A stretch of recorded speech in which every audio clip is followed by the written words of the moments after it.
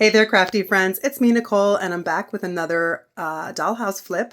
This one is super special. It is my Nevermore Wednesday Addams inspired dollhouse, Barbie house. It's definitely different from any house that I've ever done. It's not quite finished because I'm having an issue with the door down here, but I'll tell you about that in a minute. So let's take a look. So admittedly, this house wasn't on my radar until my daughter-in-law, who was obsessed with the Wednesday show, said, "Hey, you gotta make a Wednesday house." So I was like, all right, I'll do it. But then it just got away from me. Time got away from me. I started it and then I finished this upper attic room and I loved it. But then after that, I kind of shelved it for a while. But it's done, except for the door. And let's take a look. All right, so this first upper attic room, I had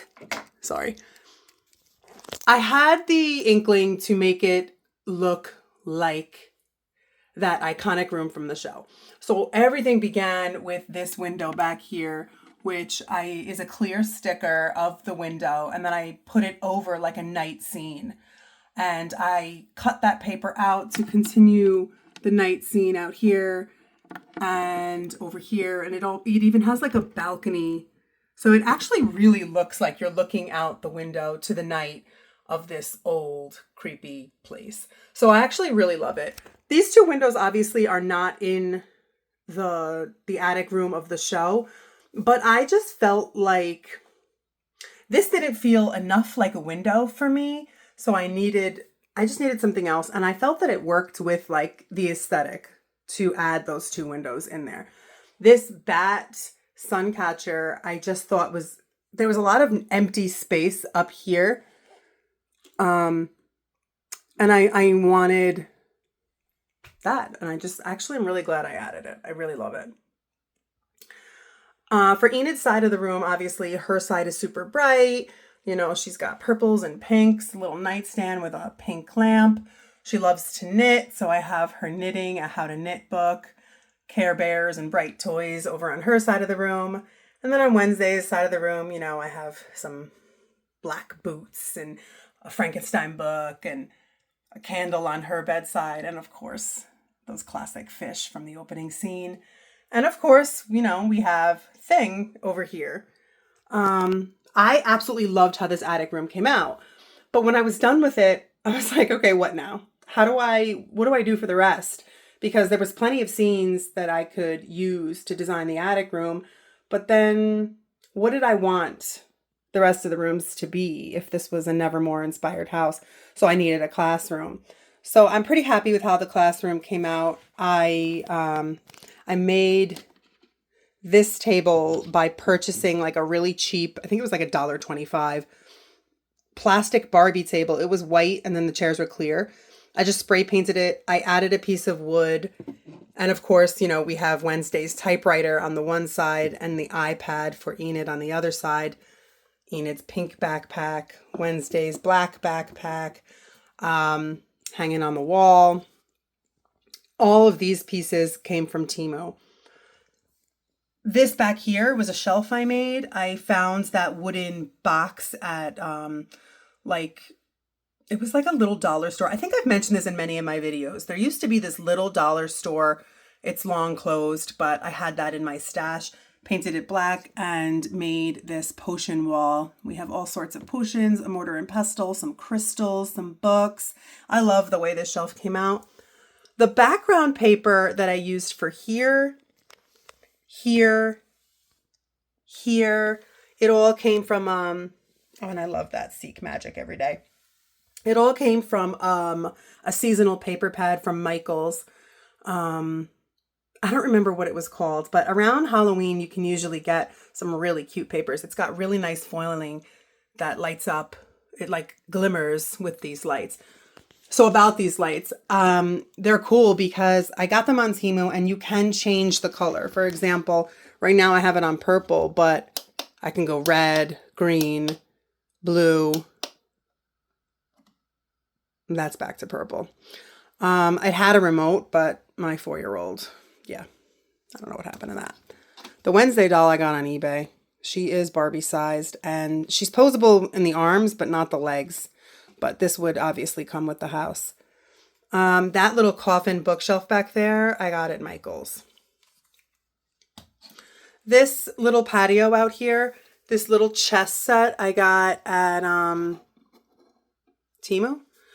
So I wasn't going to put this here, but I felt that this table just felt a little too Beetlejuicy for me. So I wanted to cover it up a little bit.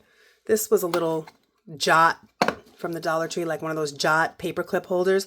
And then this was from a Mini Brands ball. That's how I created the coffee table. The chairs, again, came from that little like Dollar Tree, but it wasn't a Dollar Tree. It was a little mom and pop dollar store. Painted them black. They were unfinished wood. It's a shame that that store closed. I should have just bought like a ton of stuff before they went out of business, but I wasn't like really a dollhouser back then. A dollhouser. I don't know what a dollhouser is, guys, but if you know, you can drop it in the comments. I love these little chairs. I made cushions out of just polyfill and fabric, the same fabric from Wednesday's bed. And I used that same paper pad to do this magic-y chair background. I really like this little patio. Okay, this is one of my favorite rooms in the house. This is, I'm going to move the dolls. Come on, Enid. This, after I did this, I really was like, okay, well, like, oh, this is on like, it's spiraling through the light colors. That's cool. I didn't know it did that.